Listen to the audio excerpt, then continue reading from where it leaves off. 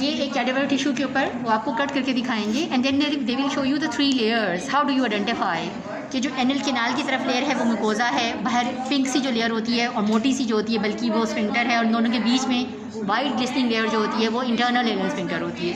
ठीक है, तो अभी आपको कट करके वो दिखा रहे हैं। कैनाल किधर है ये, ठीक है ना, इसकी ये जो बॉर्डर वाला है ना ये है म्यूकोजा और ये एक्सटर्नल एनल स्फिंक्टर है, क्योंकि ये बनती है स्मूथ उससे वॉलंटरी मसल्स होते हैं ना, ये स्केलेटल होते हैं।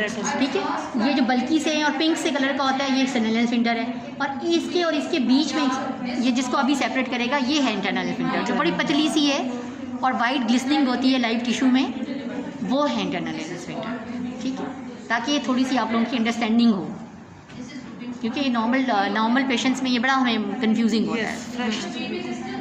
आप ये देख रहे हैं 3 लेयर्स बन गई। Now this is mucosa because ये एनल कैनाल की तरफ है, ये म्यूकोजा है, ये चीज़ जो है ये इंटरनल एनल स्फिंक्टर है, और जो उसके ऊपर है that is external anal sphincter. अब हम बिल्कुल एपिजियोटमी की तरह एपेक्स से शुरू करेंगे और सबसे अंदर वाली लेयर, फिर इंटरनल एनल स्फिंक्टर और फिर एक्सटर्नल एनल स्फिंक्टर को क्लोज करेंगे। ठीक है, अच्छा जी, जब हम इंटरनल एनल म्यूकोजा लेंगे तो उसको हमने वाइक्रम 3-0 और उसको हमने सिंपल एंड टू एंड एनास्टोमोस करना है विद इंटरप्टेड सूचर्स और उनकी नॉट्स टूवर्ड्स द कैनाल। ठीक है, अब आप वो देख लें कि वो लगाते किस तरह हैं कि वो टूवर्ड्स द कैनाल आएँ। ठीक है, वो now you can see this. बेटा नज़र नहीं आएगा ना फिर, अगर चेयर तो है, वरना खींच के उधर कर दो।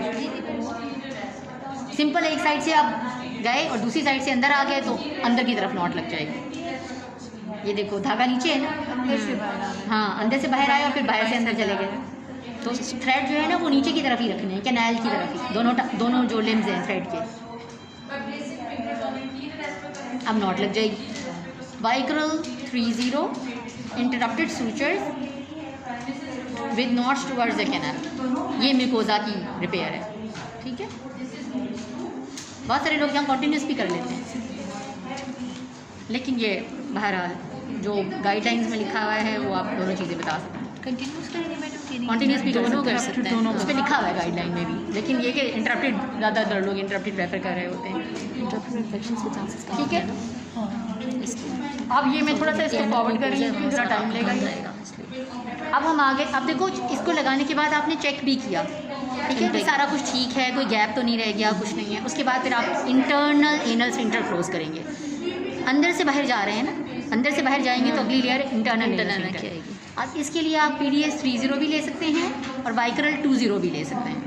ठीक है, म्यूकोजा पे कभी भी PDS नहीं लगाना, वो इरिटेंट होता है। म्यूकोजा पे आपने वाइक्रल ही लगाना है। ठीक है, अब ये कौन सी, ये स्टिचिंग कौन सी टेक्निक है?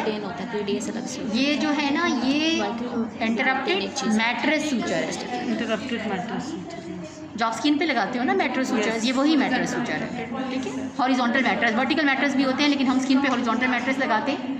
तो ये जो इंटरनल एनल स्फिंक्टर के दोनों एजेस एक दूसरे के करीब आ जाएंगे मैट्रेस से, और मैट्रेस सूचर का फ़ायदा ये होगा कि स्ट्रेंथ अच्छी है। ठीक है, अगर खाली जैसे म्यूकोजा में लगाया था खाली वैसा लगाते तो जब स्टूल पास करते हुए वो टी और ऑफ हो जाता। तो ये ज़रा आपने देखा ना, इसमें स्ट्रेंथ अच्छी आती है। तो आपने ये मैट्रेस सूचर लगाया है, इंटरनल एनल स्फिंक्टर में एंड टू एंड एनास्टोमोसिस करना है with mattress suture, horizontal mattress, और ये इंटरप्टेड लगाएगा। ठीक है, सारी इस लेयर को बंद कर देगा, फिर बारी आएगी एक्सटर्नल एनल स्फिंक्टर की। अब आ गई है बारी एक्सटर्नल एनल, अब उसने 3 लगाए 4 लगाए, डिपेंडिंग है कितना लंबा कट है। ठीक है ना, आप एक्सटर्नल एनल स्फिंक्टर में जो है ना आपने मटेरियल वही वाइक्रल 2-0 या PDS 3-0 यूज़ करना है। अब इसमें 2 टेक्निक है, आप एंड टू एंड भी कर सकते हैं जैसे अंदर किया था, या आप ओवरलैप कर सकते हैं। अब एंड टू एंड तो आपने देख लिया है, इसलिए यहाँ पे वो ओवरलैप दिखा रहा है। ओवरलैप करने के लिए एक जो फ्लैप है उसमें वो दूर से निकला है पीछे से, और दूसरे फ्लैप के एज के पास से निकला है, तभी वो वाला जो लंबा वाला फ्लैप है वो उसके ऊपर आ जाएगा। ठीक है, होंगे मैट्रेस ही होंगे, वही वाले मैट्रेस। हाँ, अब देखो ना जो हम बुक में पढ़ते हैं ये नहीं समझ आती है ओवरलैप कैसे करें। बट मैं जरा दोबारा एक्सप्लेन करूँ। देखो इसमें दूर से निकला है, ये एज के कितना दूर है और इसमें एज के कितना पास है। अच्छा, एक लीफलेट में वो दूर से जाता है जहाँ पे नॉट आ रही है, ये ओवरलैप, ये ओवरलैप हो जाएगा। ठीक है, इस वाले लीफलेट में ये देखो जब एंटर हुआ तो ये दूर से एंटर हुआ, और यहाँ पे करीब से, यहाँ पे दोनों चीज़ें उसने करीब से किया, फिर दूर से निकलेगा, और फिर जब इसको खींचेगा तो वो ओवरलैप करेगा। अभी नॉट नहीं करा, सबको ले लेगा, फिर बिठाएगा और फिर नॉट करेगा। ठीक है, ये ओवरलैप टेक्निक है। अगर आपको ओवरलैप टेक्निक नहीं करनी तो आप सिंपल एंड टू एंड कर लें, जैसे इंटरनल लेयर में किया था ऐसे यहाँ पे भी एंड टू एंड कर लें, वो भी ठीक है। फीचर मैट्रेस ये देखो ये बैठ गया ना इसके ऊपर तीनों। हाँ तीनों इंटरप्टेड है ना, अलग अलग धागे हैं, ठीक है। अब ये इनको नोट करेंगे तीनों को।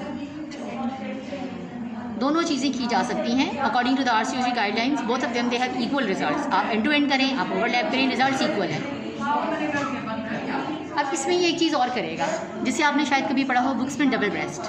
जो इसका एंड ये उठा हुआ है ना, इसको ये मज़ीद मैट्रेस लगा के बिठा देगा, इसी के एज से ही निकालेगा और ये जो नीचे वाली लेयर थी उसमें से मैट्रेस का हॉरिजॉन्टल लिंक गुजारेगा और यहाँ पे यानी जिस तरह नॉर्मल मैट्रेस लगाते हैं हॉरिजॉन्टल फिर से लगा देगा, यानी एक और लेयर ऑफ मैट्रेस ऊपर लगा रहा है, तो उससे वो डबल नॉट्स आ जाएंगे जैसे कोट के डबल बटन होते हैं। ये देखिएगा उस नॉट के साथ एक और नॉट आ जाएगी तो डबल ब्रेस्ट बन जाएगा।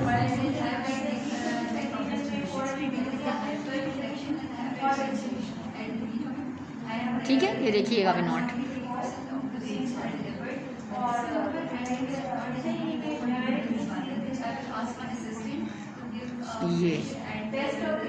ये देखा, ये दोनों नॉट्स पैरेलल रन करेंगी सारी, फर्दर सपोर्टिंग, फर्दर स्ट्रेंथ के लिए। बड़ी अच्छी वीडियो है ना, फर्स्ट टाइम मुझे समझ आई। हाँ नहीं आती समझ, बुक्स में 1000 मरतबा पढ़ लेते हैं, बस रटा ही मार रहे होते हैं, डबल ब्रेस्ट करना है, उसको ओवरलैप करना है, ये नहीं पता कैसे करना है, क्या करना है और किस तरह और क्योंकि लाइव में देखे भी हुए हैं तो समझ नहीं आती, लाइव में डिस्कस हो रही है। हाँ उस टाइम समझ नहीं आती।